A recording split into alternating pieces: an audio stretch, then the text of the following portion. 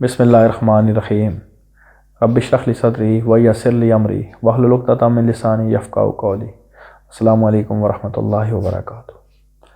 برصغیر میں انکار حدیث کا فتنہ اگر اس کو دیکھا جائے تو اس کی شروعات سر سید احمد خان نے کی۔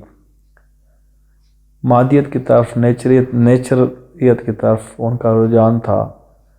اس کے بعد بہت سے لوگ پیدا ہوئے جو اس فتنے کو لے کے آگے چلے۔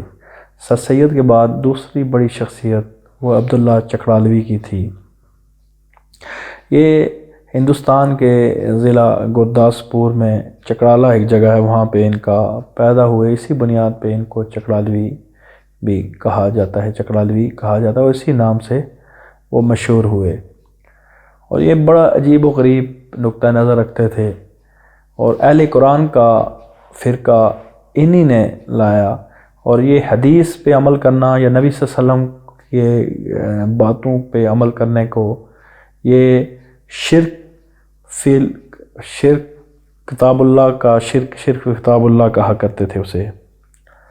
اب جب انسان کے ذہن کے اندر کجروی پڑ جائے تو وہ نبی صلی اللہ علیہ وسلم کی ذات کا اس طرح کا موازنہ کرنا شروع کر دیتا ہے۔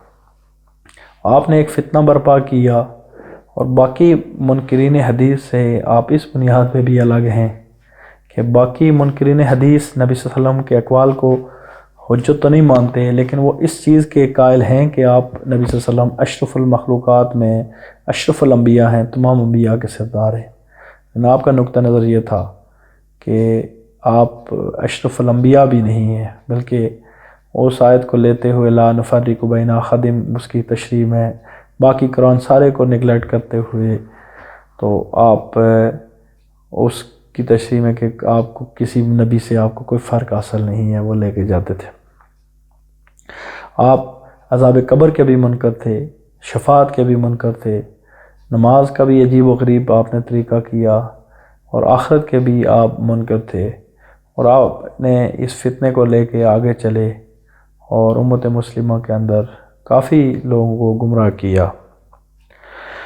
تعدد ازواج کے سلسلے میں بھی آپ کا نقطہ نظر یہی تھا کہ قرآن کی روح سے اگر ایک سے زیادہ بیویاں شادیاں کی جائیں تو وہ زنا تصور ہوگا، وہ شادیاں نہیں تھیں۔ وہی یہ دماغ کی ٹیڑھ ہے، جب قرآن کو نہ سمجھیں اور صرف قرآن کی بنیاد پہ کچھ لوگوں کو قرآن خود کہتا ہے وَيُضِلُّ بِهِ كَثِيرًا وَيَهْدِي بِهِ كَثِيرًا، کہ قرآن کی وجہ سے ہی کچھ لوگ جو ہیں وہ گمراہی کے دہانے پہ پہنچ جاتے ہیں، وہ سمجھنے میں جب غلطی کرتے ہیں۔ تو ان کی بھی یہی فکر تھی، اور ان کی فکر کو لے کے آگے چلنے والوں کا انشاءاللہ اگلے پروگرام میں انشاءاللہ ذکر ہوگا۔ وَمَا إِلَيْنَا إِلَّا الْبَلَاغُ۔